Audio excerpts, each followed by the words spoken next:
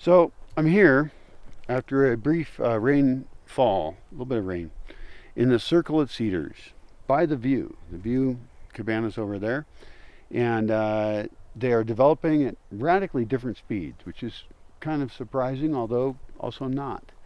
It depends on what's next to them. Like for example, this cedar over here is a difficult one. It's by an oak, an acacia, another a pine, an oak, and then there in there is fighting to exist a cedar, and then we grafted a plant over here, which we are going to have preference for. So basically, that cedar is in a horrible spot for itself. It's going to die and shit, or not. In this case, we got tons of oaks. We could cut the oaks and the pines down and leave the grafting thing, right? Because the grafting is theoretically useful, or it's an experiment. I don't even know what that's a grafting of. So that's probably my advice: is we'll probably just go ahead and murder those trees right there. We'll just kill them. Sounds terrible, doesn't it? But it's so that cedar can grow up and be like these cedars. And we're trying to grow a circle of cedars here, to then bring them in. And part of that circle is not closed. Like, look, over here there's only one cedar on about 25% of it almost. Here's very dense, that's fine. And then here we've got approximately correct, better over here. And so basically we could do 1 meter out, another row of cedars, and we can continue the cedar dome, because there's a plan here. The grafting, that's on a teocote, what's it called in English? Hawthorn is what it's called in English. And hawthorns, it turns out, are great trees, and they're native here, so might as well use them. And so we graft other crap onto them. It's cool to stand here. It's cool to stand here and visualize what the future will be for this particular space. Right now, it's not that pretty, but it's growing really well. Right in the middle here, I had to bury a young puppy. I tried to adopt it. It was already foaming at the mouth when I did. It was already sick and going to die, and it did. So that really sucked. And so I stuck it in the ground right here. And it's all, rotted and stuff. If there was an archaeologist here at the moment, they could dig it up and practice. But we're not going to do that. I'm just going to, make a fire pit right here. And that puppy will be forgotten, except by me. I'm the only person who's going to remember that puppy. Nobody wanted that puppy. And there's a lot of unwanted puppies in this world. It's a really sad thing. And then other than this, I don't know, I'm still thinking about this space, it's designing space. And that's what most of my videos are about these days, is what is the meaning of a space. Now I know that there's going to be a trail over there, but I'm thinking about rerouting that trail through the more public part and not routing it through here. Reducing the amount of traffic through here by routing some traffic over there. Because it's just not a high traffic area, just like, and that whole, this is the south part of the View Park, that whole area could be used differently than the area north of this particular circle of cedars. And so what we want to do is protect it, make it a special space. At the same time, it's always going to be a major thoroughfare. It's going to be a place people want to go. And so we want to close it in as much as we can, but keep it functional for people passing through. That's a struggle for this space, and that's okay. And then it's got the entryway into the other space, which may or may not be out of here. I'm not sure of that. It certainly makes sense that it would be. This is such an important space, and that's a great entryway right there. And then we can, the stuff will grow up over here. It just happens.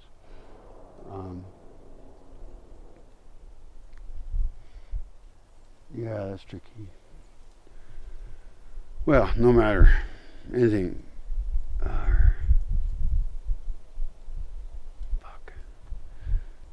Yeah, it's a lot of decisions to be made. Sometimes I wish I had kids, mainly because I could instill my propaganda into them, to their heads. And they would accept it or reject it, of course, you know, that's what kids do. And that's what I did. But in the absence of having children, I want fans. I want people who like my ideas, and I want people who like how they fit together, you know. And I want those people to go and try in their own lives to implement those ideas as much as they can.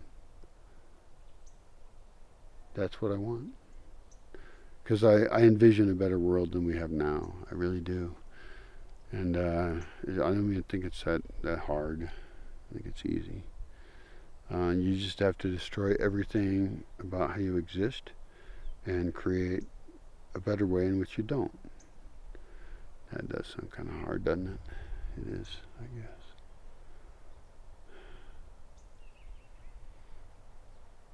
That's what you gotta do, though, if you're gonna survive. Because shit's about to hit the fan. If you look at every indicator, it's all looking bad.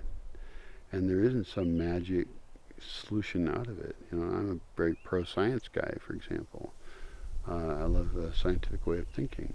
But we're not going to science our way out of this shit. Nope. Every single bit of reality is indicating that we're destroying our entire civilization and you're all going to die. Me too, of course. I don't give much of a shit the more older I get. But, you know, I'm invested in the world, right? I want this place to be beautiful.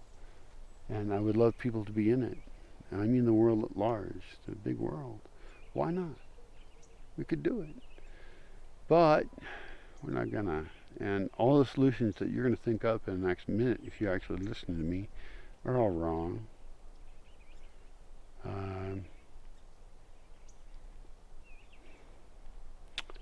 I don't know of any solutions that are actually currently working in the entire world.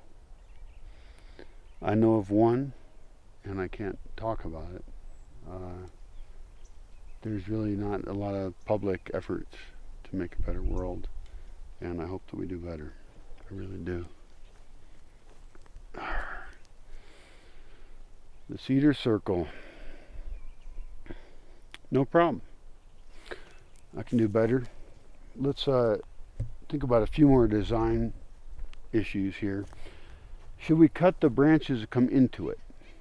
Well, not yet. They're not very mature trees. I think the main thing is to sculpt them first. And, you know, let's not focus on cutting shit off of things too early. You know, circumcision for males, by the way, is just as bad as, you know, cutting off genitals of chicks. It's like not a positive, good thing. Shouldn't be, you know, cutting up genitals of children. I don't mean to be a bigot and judge people's cultures, but I'm pretty sure that's non-consensual. The non-consensual cutting up of children's genitals doesn't seem like a great thing. So we're just talking about cedars, though. Much more pleasant topic. So we can bring these trunks in. This can be work, and I might drive my van up here. I still have enough space for it. We could do it, hopefully do it once, but I'm going to close things in so a van can't get in here. So I need like scaffolding later if we want to do future sculpting. But the main thing is bring these branches together, kill this acacia right here. It's a really nice looking acacia. It's awesome. And maybe not kill it. I don't know. Screw it. You know, it's an experimental process. Acacias grow up all over the place around here. Kill or don't kill acacias, but plant more cedars. Just fucking do another row at least, and maybe 3. In other words, if we want to make a cedar dome here, we have to overplant it with cedars, I think. Now, the principal ones we have, the primary ones we have are awesome. They're great. And we bring those in. Then the question is, do we cut off, for example, these branches right here that are coming into the circle? No, if the plant is young, but yes, if the plant is older, because what we want is a larger space in the interior of the dome. We want it to feel big. High roofs are rare here, actually. And so I want it to be spacious. And I figure that the branches on the outside are going to grow like crazy anyway. And so it's going to become very thick on the outer part. And that's okay. And so this is going to become a very protected cedar dome, even just with the trees we have now. It's not good enough. We need to plant more and do better. But then, in this space, if you had a fire right here over this dead puppy, which no one is going to remember that dead puppy. It's so sad. I saved a lot of puppies, you know. Well, everybody dies someday, you know. I can't even save myself. But anyway, this is pretty big, this dome thing. And then right there over the dead puppy can exist a nice fire pit. And that fire pit will go up. The smoke will go up. And it won't go in your face, because that's one of the bad things about fire pits. And then you imagine some seats around here at who knows how, you know. I don't know. There's electricity that goes by here, somewhere nearby. We could broadcast things. But beyond that, just for the people here, it could be a magical space. And this is growing a magical space rather than building it, you know. I like building stuff, but it's hard. And I think if we learn how to grow buildings, grow spaces that are for human use, if we can, I mean, what if you imagine a plaza, like if you were in Mexico or something, and you could imagine like special spaces within it. I mean, the plaza that I live near is actually really great. It's nearly perfect, not quite perfect, and I have suggestions on how it could be better. But so kind of what I'm doing here is trying to grow trees in a way that fulfill the social goals we have in plaza type spaces. And this is I think an amazing, it's just a circle of trees. This is easy.